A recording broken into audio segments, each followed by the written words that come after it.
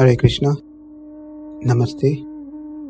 Chapter 6, entitled as Dhyana Yoga, Sloka 28. Yuñjann evaṁ sadātmānaṁ yogī vigata-kalmaṣaḥ sukhena brahma-saṁsparśam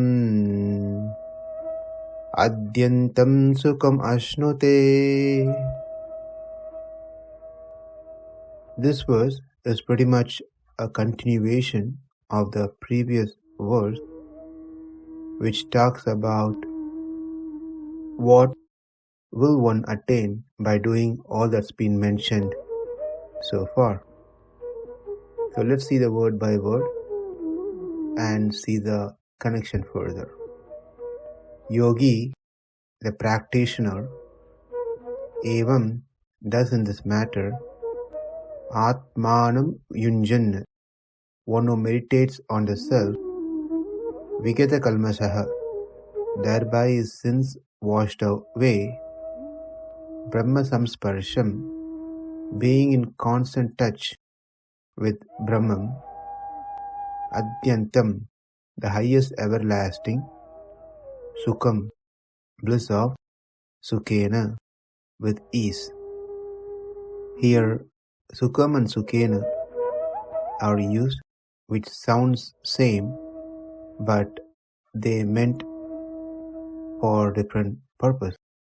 Sukham means bliss, the supreme bliss.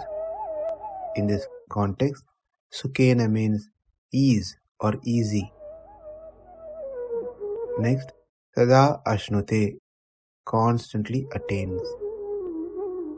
The translation of the sloka is, thus the self-controlled yogi, constantly engaged in yoga practice, becomes free from all material contamination and achieves the highest stage of perfect happiness by experiencing the Brahman.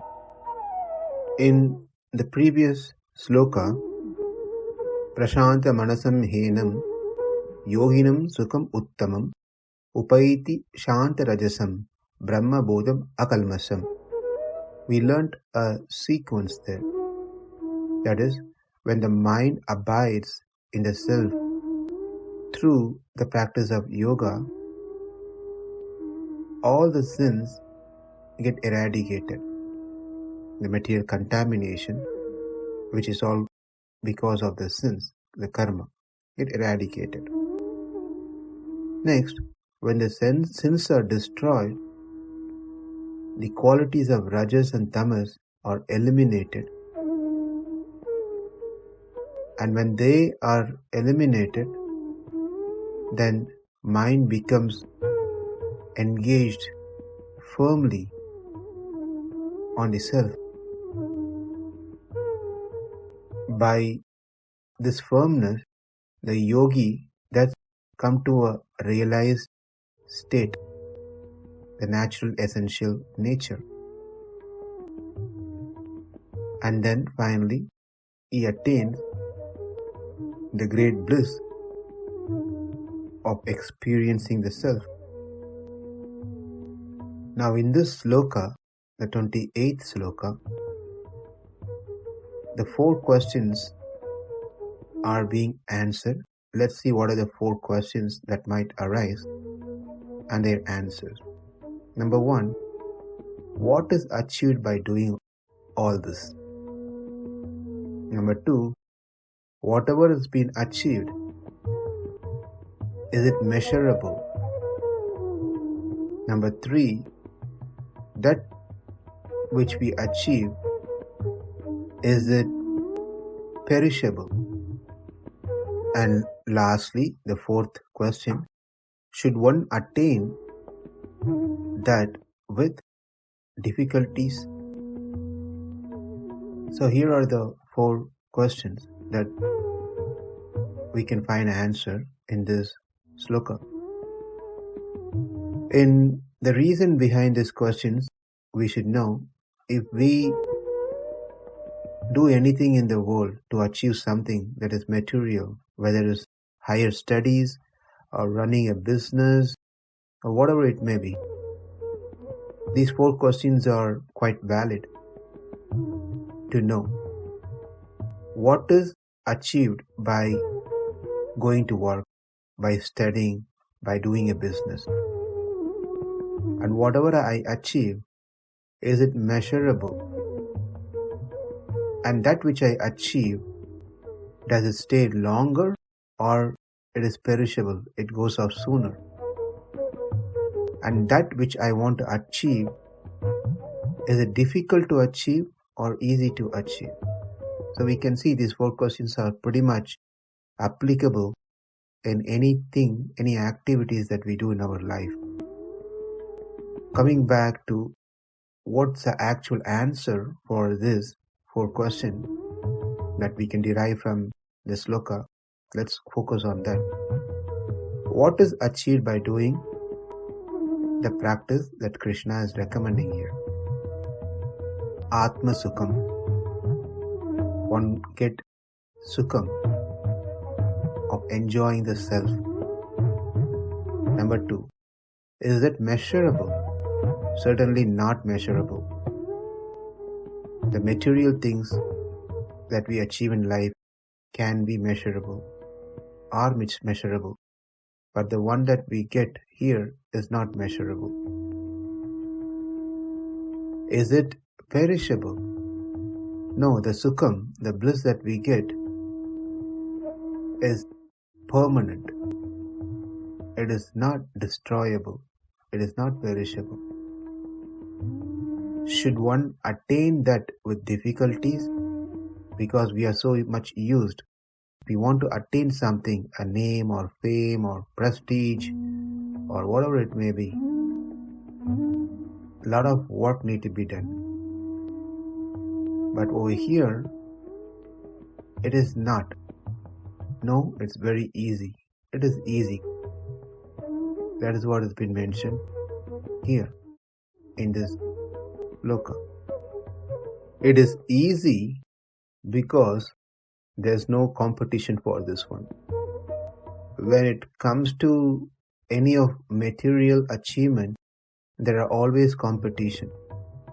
But when it comes to self-realization or Paramatma realization, we can take it for sure there are no competition, because hardly people show any interest in these things anyway. Even if they show interest, it is not something that they have to show them externally what they are doing. It is exhibited internally. These experiences are internal to one person. And even if a person tries to explain this to others, it's not going to be possible. One cannot explain their experiences to anyone, their spiritual experience. Whereas on the material side, one always wants to show what they have externally, which is possible. But that is not possible over here when it comes to spiritual path. It's all internal experience that they have, that one goes through in their life.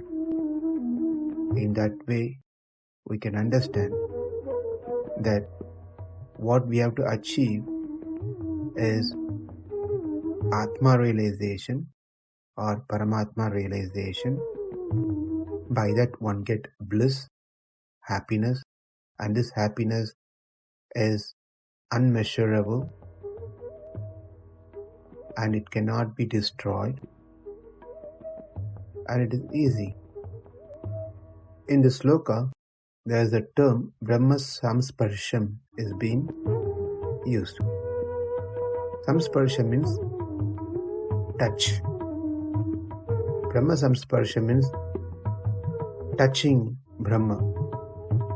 Now, what it means is that not that one touches, what it means is an experience of Brahman.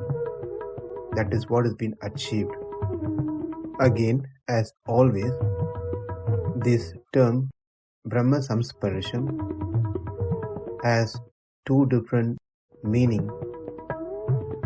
It's been interpreted in 2 different ways by different acharyas. Of course, they have their valid reasons for interpreting them differently. Some says it is self, that is Atma. Some says it is Paramatma, or the Supreme Lord.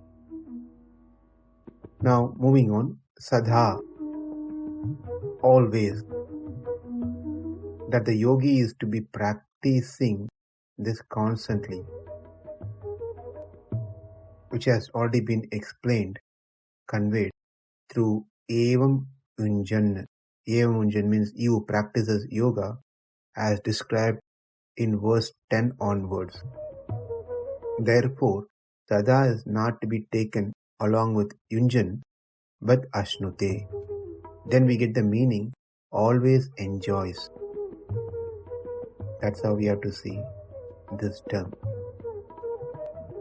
Srila Prabhupada in his purport mentions that self-realization means knowing one's constitutional position in relationship to the Supreme. The individual soul is part and parcel of the Supreme, and his position is to render transcendental service to the Lord. This transcendental contact with the Supreme is called brahma-saṁsparśam. So to summarize, what is achieved by doing this? Sukham. Is this measurable? Atyantaṁ. No, it's unlimited. Is it destroyable? The one that we get, the sukham, is it destroyable or perishable? Sada. No, it's always. It will be there always. Should one attain that with difficulties? Sukhena. No, it's easily achievable.